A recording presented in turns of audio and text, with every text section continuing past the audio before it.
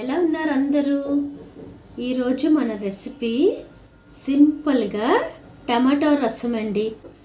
ఆవాలు, జీలకర్ర, మెంతులు, కొద్దిగా వాము, ఎండుమిరపకాయలు, దంచి పెట్టుకున్న వెల్లుల్లిపాయలు, కరివేపాకు రెబ్బలు, కొద్దిగా ఇంగువ. ముందుగా నేను ఒక 3 టమాటీలు, కొద్దిగా చింతపండు, ఉప్పు, పసుపు, చిటికెడు కారం, మిరియాల పౌడరు వేసుకొని వీటన్నింటినీ సాఫ్ట్గా బాయిల్ చేసుకున్నాను.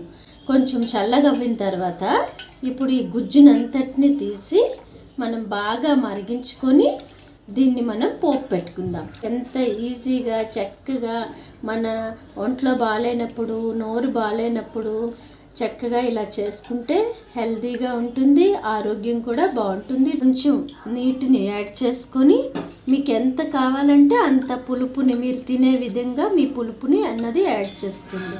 అంతటిని స్ట్రైనర్ సహాయంతో చక్కగా స్ట్రైన్ చేసేసుకుందాం. ఆ గుజ్జంతా తీసి పడేసి ఈ రసాన్ని మాత్రం మరి కొంచెం ఉప్పు, పసుపు వేసుకొని 2-3 మరుగులు మరిగాక అప్పుడు మనం పోపును పెట్టుకుందాం. బాగా చక్కగా మరుగుతుందో మంచి సువాసన వస్తుందండి. ఇప్పుడు ఇది బాగా మరిగిన తర్వాత మనం చక్కగా పోపు పెట్టుకుందాం. పోపు దినుసులు, కొద్దిగా కచ్చాపచ్చాగా దంచుకున్న వెల్లుల్లిపాయలు వేసుకొని ఇది కొంచెం ఫ్రై అవనిద్దాం.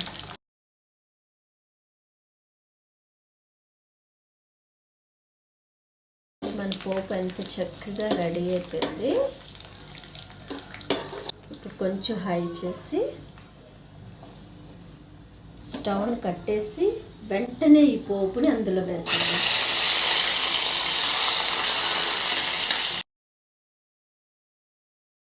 మూత పెట్టేద్దామండి, లేకపోతే ఆ పోపు ఇంగువ వాసన అనేది రసానంతటికి, టమాటో రసం అంతటికి పడుతుందన్నమాట. చూడండి, మన టమాటో రసం వేడి వేడిగా ఎంత బాగా రెడీ అయిపోయిందో. ఇది మనం రైస్లో తినచ్చు, అలా టమాటా సూప్ లాగా తాగచ్చు. ఆరోగ్యానికి ఎంతో మంచిదండి. అంతే మరి. Bye bye. నెక్స్ట్ రెసిపీతో మళ్ళీ కలుద్దాం.